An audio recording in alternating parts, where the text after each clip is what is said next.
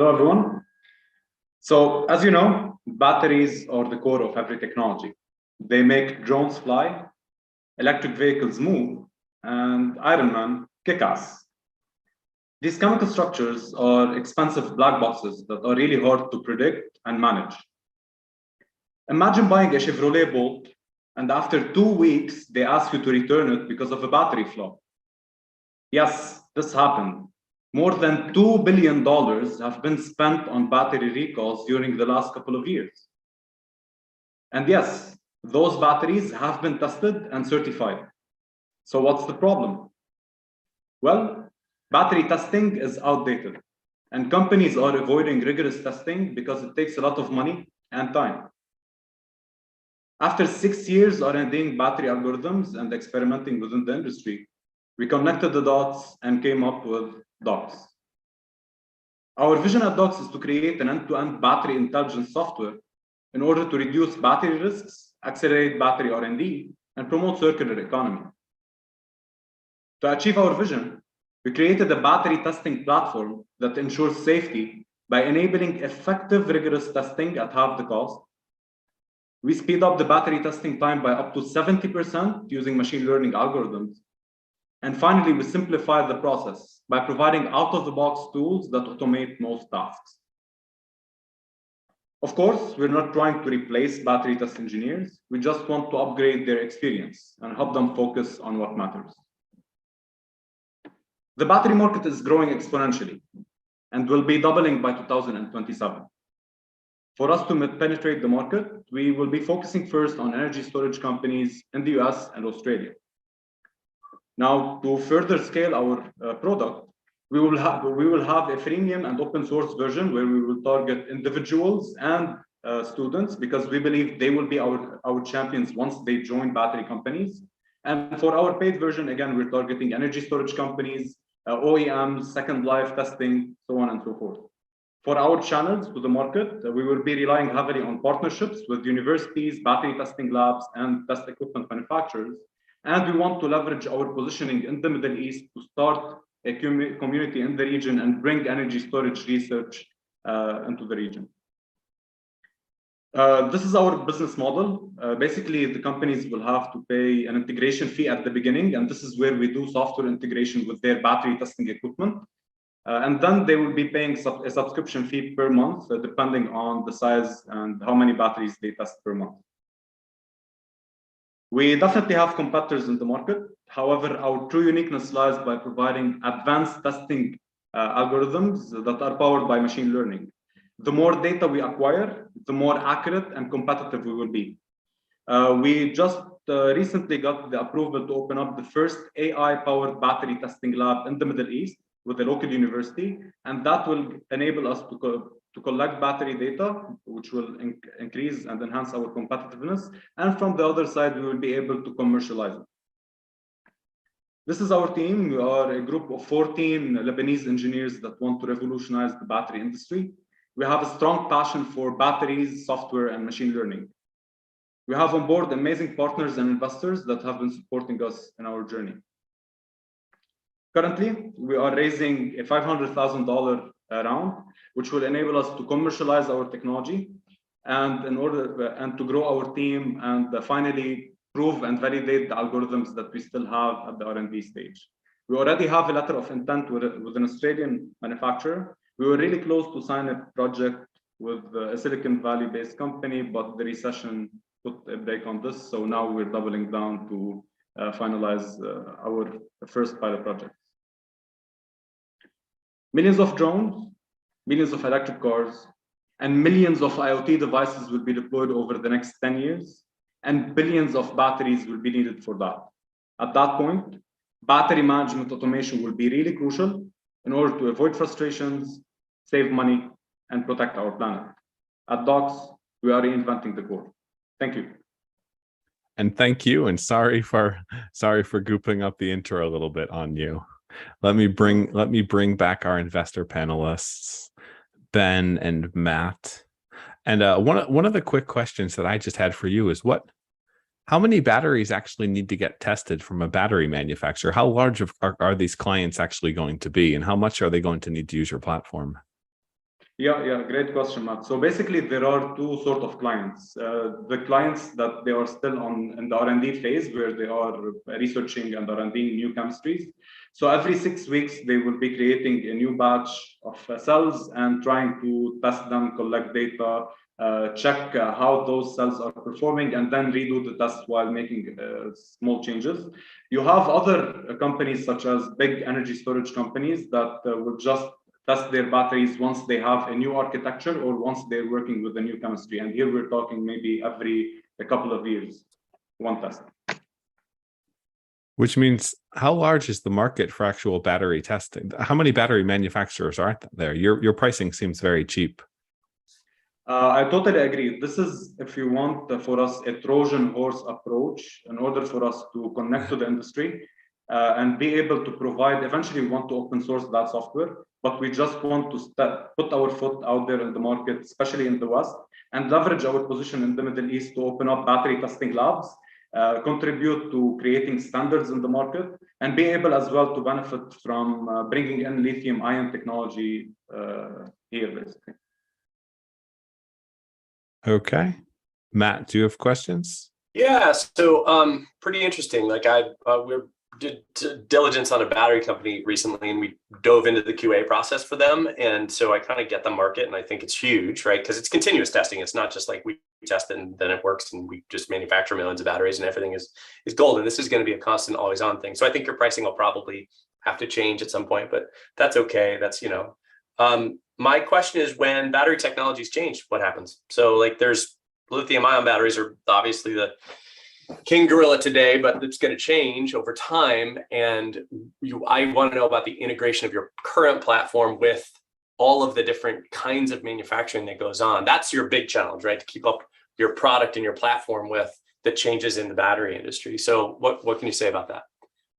So basically, as you know, machine learning algorithms, you need data in order to train them, in order for you to be able to work with them.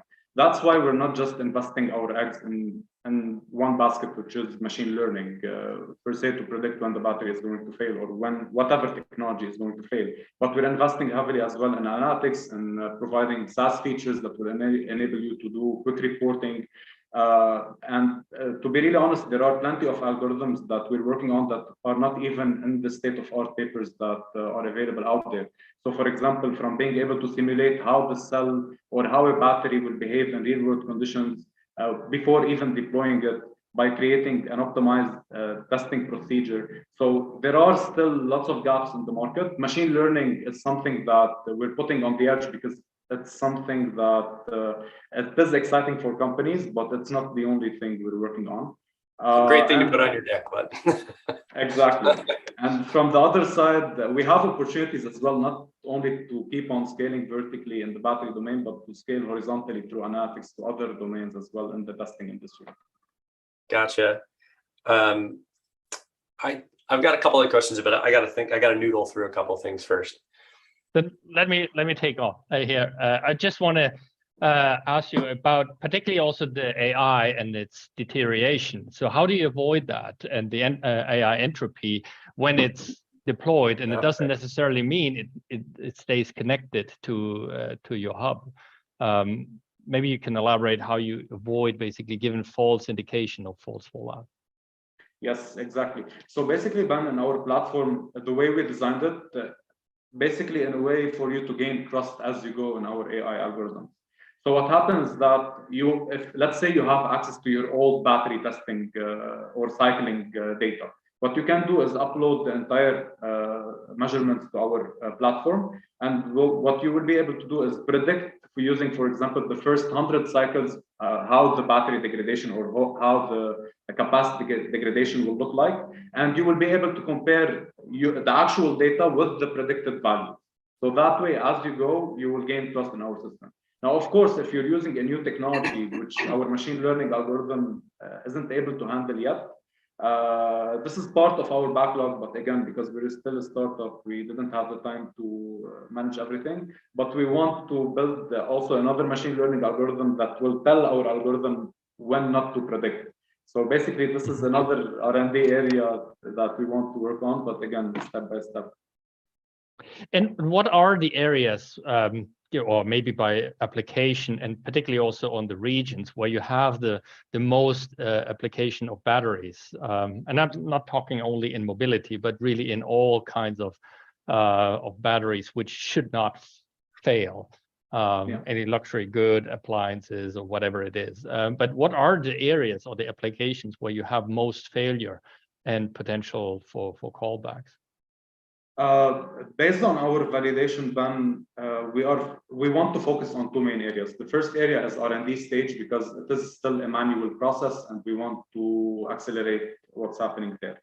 The second biggest area is in product qualification stage of a company. So we talked with the solar renewable energy companies that want to deal with battery manufacturers. The problem today, if you go to a battery manufacturer, they will give you a generic data sheet telling you, okay, the battery will last for 10,000 cycles.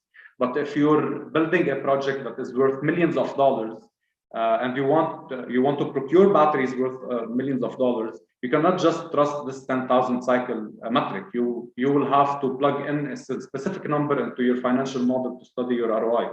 So what companies are doing today, they are going to third-party testing facilities such as AVL and DNP, and they're spending $300,000 per year per experiment in order to check how those specific batteries from that particular vendor will behave in their own particular application, and to plug in that number into their ROI. So what we're aiming to do is cut down this cost by half and speed up the process by 70%. And this is where we believe we will be able to help at most, application-specific testing. Did I answer your question?